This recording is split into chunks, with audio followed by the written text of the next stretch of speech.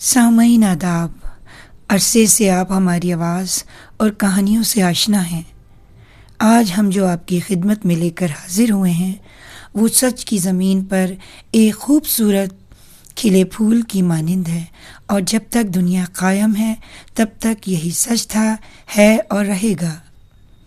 تو اب بڑھتے ہیں میرے کچھ سوال ہیں نام کی کہانی کی طرف۔ سماعت فرمائیں۔ ایک پنجرے میں دو چڑیا قید تھیں۔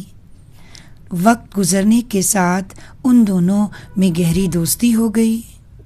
ان دونوں چڑیوں کے رنگ الگ الگ تھے، ایک کا رنگ ہرا تھا اور دوسری کا رنگ پیلا۔ ایک رات دونوں آپس میں باتیں کر رہی تھیں۔ اچانک ہری چڑیا نے پیلی چڑیا سے کہا، میں کچھ سوال تم سے پوچھنا چاہتی ہوں۔ پیلی چڑیا بولی، ہاں ہاں کیوں نہیں، اگر مجھے جواب آتا ہوگا نا تو میں ضرور دوں گی۔ اس کی بات سن کر ہری چڑیا بولی، وہ کون سا مہینہ ہے جس کا ذکر قرآن میں آیا ہے اور اسی مہینے میں قرآن پاک بھی نازل ہوا؟ رمضان کا مہینہ۔ قرآن کہتا ہے رمضان وہ مہینہ ہے جس میں قرآن پاک نازل کیا گیا۔ اب یہ بھی جان لو روزہ کسے کہتے ہیں۔ صبح صادق سے سورج چھپنے تک نیت کے ساتھ کھانے پینے اور نفسانی خواہشوں کو چھوڑ دینے کا نام روزہ ہے۔ قرآن پاک میں روزہ کے لیے صوم لفظ کا استعمال ہوا ہے، اور روزے یعنی رمضان کے روزے 2 ہجری میں فرض ہوئے تھے۔ روزہ فرض ہونے کے بارے میں قرآن کہتا ہے، اے ایمان والو، تم پر روزے فرض کیے گئے جس طرح تم سے پہلے لوگوں پر فرض کیے گئے تھے، تاکہ تمہارے اندر تقویٰ پیدا ہو۔ پیلی چڑیا نے جواب دے کر جیسے ہی اپنی بات ختم کی، ہری چڑیا نے اپنا اگلا سوال اس کے سامنے رکھ دیا۔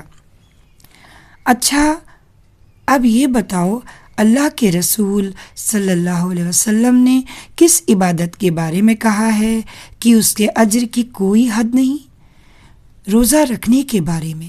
اس نے یہ کہتے ہوئے اپنے پنکھ پھڑپڑائے تو ہری چڑیا مسکراتے ہوئے بولی، ماشاء اللہ، تم تو اتنی سمجھدار نکلی، میں تو سوچ رہی تھی تم کچھ جانتی ہی نہیں۔ اس پر پیلی چڑیا نے منہ بناتے ہوئے کہا، کیوں نہیں جانوں گی؟ تمہیں نہیں پتہ، اس سے پہلے میں جس گھر میں گھونسلہ بنا کر رہتی تھی نا، وہاں ہر رمضان میں ایک بوڑھی دادی اپنے آس پاس کے بچوں کو اکٹھا کر کے رمضان کے بارے میں بتاتی رہتی تھیں، تو میں بھی گھونسلے میں بیٹھی سب سنتی اور اتنی پیاری باتیں اپنے دل میں سجوتی رہی۔ اب آگے پوچھو، کیا پوچھنا چاہتی ہو؟ اس پر ہری چڑیا نے اپنا اگلا سوال کیا۔ روزے کے دوران بھوک برداشت کرنے سے کس بات کا احساس ہوتا ہے؟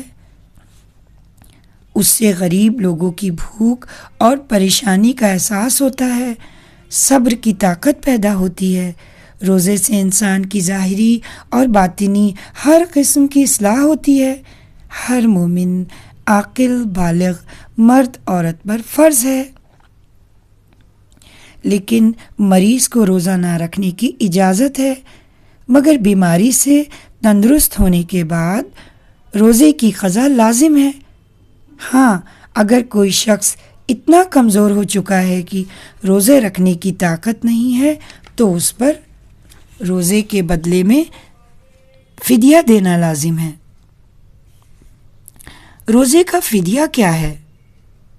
ہری چڑیا نے بیچ میں بات کاٹتے ہوئے پوچھا تو پیلی چڑیا نے ٹھنڈی آہ بھرتے ہوئے کہا، ہر روزے کے بدلے لگ بھگ 2.25 کلو گیہوں یا 3.5 کلو جو، یا ان میں سے کسی کی قیمت یا ان کی قیمت کے برابر کوئی اور غلہ، مثال کے طور پر چاول باجرہ وغیرہ۔ اور ہاں، ایک بات تو بتانا بھول ہی گئی، جان بوجھ کر روزہ توڑنے کا کفارہ کیا ہے؟ یہ بھی تو بتاتی چلوں۔ تو کہو نا، میں سننے کے لیے بےتاب ہوں، ہری چڑیا نے کہا۔ تو سنو۔ پیلی چڑیا بول اٹھی، لگاتار 2 مہینے روزے رکھے اور اگر 2 مہینے روزے رکھنے کی طاقت نہ ہو تو 60 مسکینوں کو 2 وقت پیٹ بھر کر کھانا کھلائے۔ اچھا، شب قدر کیا ہے اس کے بارے میں بھی بتاتی چلوں۔ یہ وہ مبارک رات ہے جس میں قرآن پاک اترنا شروع ہوا، اور یہ رات اپنی قدر و قیمت کے لحاظ سے 1000 مہینوں سے بہتر ہے، اور اس رات میں ایک ایسی گھڑی ہے جس میں دعائیں قبول ہوتی ہیں۔ رمضان المبارک کے آخری عشرے کی کوئی طاق رات 21، 23، 25، 27 یا 29 رات ہے۔ یہ کہتے ہوئے پیلی چڑیا نے خاموشی اختیار کی۔ ادھر ہری چڑیا نے آسمان کی طرف دیکھ کر دل ہی دل میں کہا، اللہ ہی بڑا ہے، اللہ ہی بڑا ہے، اللہ کے علاوہ کوئی الہ نہیں، اللہ ہی بڑا ہے اور اللہ ہی کے لیے حمد ہے۔ اے اللہ، تو بہت معاف کرنے والا ہے، معاف کرنے کو محبوب رکھتا ہے، بس مجھے معاف کر دے۔ اتنا کہنا تھا کہ زوروں کی ہوا چلنے لگی۔ دیکھتے ہی دیکھتے تیز ہوا نے طوفان کا روپ لے لیا، اور اس طوفانی جھونکوں سے پنجرے کا دروازہ اچانک کھل گیا۔ وہ دونوں چڑیا آزاد ہو گئیں۔ کچھ دیر بعد طوفان تھما تو ان دونوں نے کھلے آسمان میں اونچی اڑان بھری۔ اب وقت ہے آپ لوگوں سے الوداع کہنے کا۔ انشاءاللہ پھر حاضر ہوں گے کسی اور نئی کہانی یا قصے کے ساتھ۔ تب تک کے لیے خدا حافظ۔